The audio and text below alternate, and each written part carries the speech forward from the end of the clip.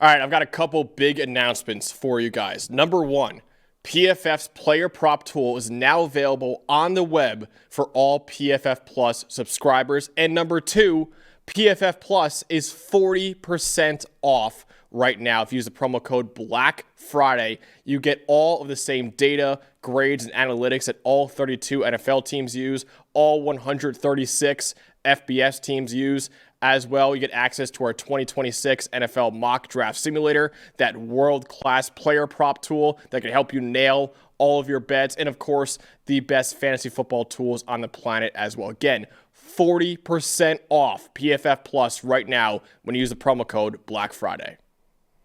Missouri at Oklahoma, noon Eastern time on ABC. The storylines to know for me, Oklahoma's season is really on the line in this game. They got a massive, massive victory for their playoff hopes this past weekend by taking down number 4 Alabama. Now, all Oklahoma has to do is win a couple of home games against Missouri and LSU in order to make their first college football playoff in 6 years. But that's easier said than done, though, because Missouri and LSU are still very, very talented teams who will both try to spoil Oklahoma's season. Missouri is a big rival of Oklahoma, too, back from their days in the Big 12 Conference. Missouri is off to a 7-3 start on the year and is coming off a convincing 49-27 victory over Mississippi State this past weekend. Yeah, no, absolutely. Oklahoma, the path is very simple. It's going to come out. They were already number 11 in the rankings. We expect them to be somewhere between number 8 and 10 tonight going into it. You beat Missouri,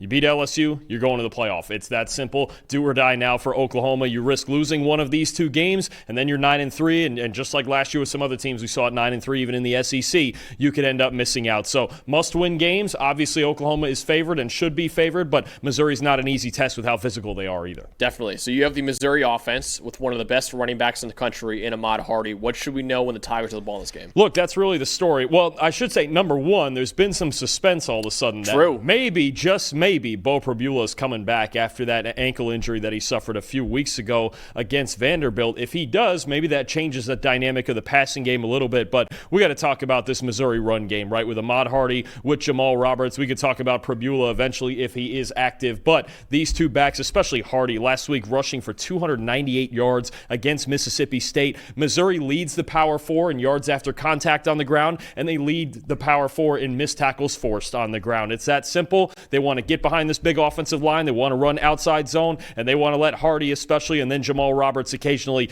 do their thing, running through tackles, running through contact. Oklahoma's run defense, 15th fewest yards after contact per carry allowed in the country, and just an 8.7% explosive run rate allowed. That's 10 or more yards. That is the 7th best mark in the country. I think it's really going to be on the linebackers, guys like Kip Lewis and Owen Heineke, to tackle at the second level and prevent Ahmad Hardy from cutting back across these zone runs and turning big runs on the backside into big explosive runs, 10s and 20s and 40-yard runs that he can pull off for you. So that's really what he did so well against Mississippi State last week. He's done it all year. That's the guy, number 29, that you have to worry about if you're Oklahoma. If you slow him down to some extent, then you feel really good about Oklahoma's pass defense and all the blitzing that they can throw, honestly, on whichever quarterback they're playing against, because they just did a great job against Ty Simpson and Alabama. But that's step number one. You have to stop the run against Missouri. If they get up into 250, 300 rushing yards, you're going to have a problem because they're very physical, and they will not let off the gas if they're having success with it. Yeah, he ran for basically 300 yards this past week against Mississippi State, so that's absolutely a guy that you need to watch in this game. And,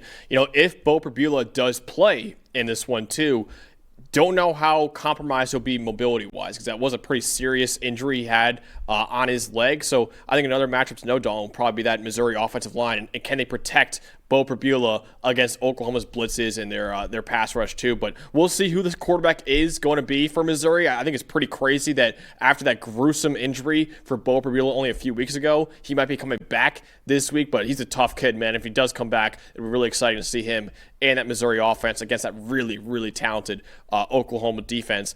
I have a really similar matchup, and that's Oklahoma's offensive line against Missouri's defensive line. Missouri has had one of the best defenses in college football this year. They're 6th in the country with a 93.5 defensive grade. And the best part of that defense is their defensive line. Right now, an 88.4 defensive line grade. That's 5th among all defensive lines in America. Missouri is one of 4 schools in the nation that has top 10 grades pass rushing and in run defense, joining Texas Tech, Texas, and Indiana.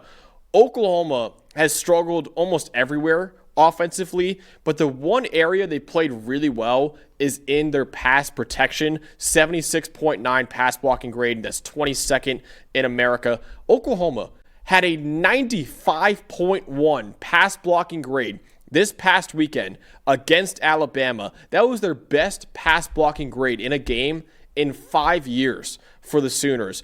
Oklahoma has not been as strong up front in the run game, though. They're only 84th in run blocking grade and 105th in yards per carry. So if the Sooners can't find success at the line of scrimmage in this game, it could be another long day for their offense. You're darn right. You got a pair of really good edge players in Damon Wilson and Zion Young who've been getting after the quarterback all year. And then you look at run stoppers on the inside like Chris McClellan, like Sterling Webb. They got a big unit up front and a really good linebacking core led by Josiah Trotter in the middle there. So I think when you talk about Oklahoma and the X factor being, hey, we're trying to run the football, it's been good at times, especially with Xavier Robinson in the backfield. Torrey Blaylock's a factor. Obviously, John Mateer can run a little bit himself, but that's going to be a big key. As always, Missouri wants to run and stop the run, and if they can get you in obvious passing situations, then they send Wilson and Young off the edge after you. Absolutely. So, ultimately, Dalton, will Oklahoma continue their hopes for a college football playoff appearance, or will Missouri spoil their season? I think it's going to be a really physical football game, and I think Missouri's run game and Ahmad Hardy really is the X factor, but they are a bit one-dimensional to me, especially, with the mystery at quarterback. But to me, whichever quarterback plays, we saw Bo Prabula struggling in the drop-back game lately as well before his injury. So Missouri's a little one-dimensional for me. I think it's going to be a close, hard-fought, physical game, but I've got Oklahoma 24-20. I have Oklahoma in a very close game as well. I have it 21-17. It should be a defensive slugfest, in my opinion, with both defenses having the advantage, I think, over both offenses. I do think John Mateer will make just enough plays for Oklahoma to come out with a home victory and keep their playoff hopes alive, but I would be very cautious with this game if I was Oklahoma. I think Missouri does have a chance at pulling off this upset and ruining Oklahoma's season. So I have Oklahoma 21-17. Dalton has also a 4-point difference, 24-20, with Oklahoma winning.